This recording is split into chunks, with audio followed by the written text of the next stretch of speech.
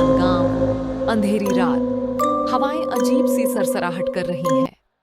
दूर कहीं उल्लू की आवाज आ रही है। एक पुराना घर जिसकी टूटी खिड़कियां हवा में झूल रही हैं। घर के अंदर रवि अपने बिस्तर पर लेटा मोबाइल चला रहा है। घड़ी रात के 11:45 हो रही है। रवि की दादी कमरे में आती हैं। उनके चेहरे पर चिंता की लकीरें हैं। उनके हाथ में एक पुरानी माला है जिसे वह धीरे धीरे घुमा रही है। रवि बेटा, रात को खिड़की के बाहर मत देखना, खासकर 12 बजे के बाद। दादी, ये सब भी पुरानी बातें हैं, अब जमाना बदल चुका है। बेटा, ये कहानियां नहीं है। इस घर में परछाई रहती है। अगर तूने उसे देख लिया तो वो तेरा पीछा नहीं छोड़ेगी। रवि हंसता है, लेकिन दादी के चेहरे की गंभीरता उसे अंदर ही अंदर थोड़ा असहज कर देती है। वह खिड़की की ओर देखता है, लेकिन फिर मुस्कुराकर दादी की बात को नजरअंदाज कर देता है।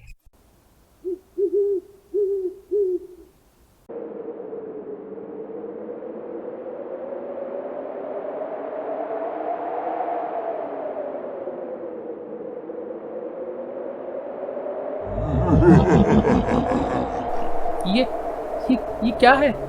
परछाई हिलती नहीं, लेकिन उसकी आंखों की जगह दो लाल रोशनी चमकती है। अचानक वह तेजी से रवि की ओर बढ़ने लगती है। रवि घबराकर खिड़की बंद कर देता है और पलट कर देखता है, लेकिन परछाई अब कमरे के अंदर ही हड़बड़ाकर बिस्तर से गिर जाता है। कमरा अंधेरे में डूबा हुआ है। अचानक दीवारों पर अजीब अजीब निशान उभरने लगते हैं। परछाई धीरे धीरे रवि की ओर बढ़ रही कौन है तू? क्या चाहती है?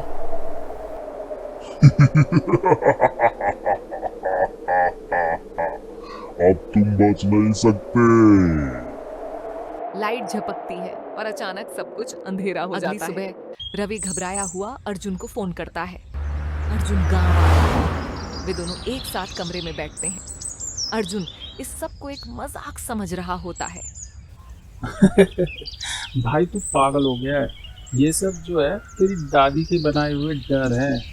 नहीं अर्जुन, मैंने उसे अपनी आंखों से देखा था और वो मेरे बहुत करीब थी।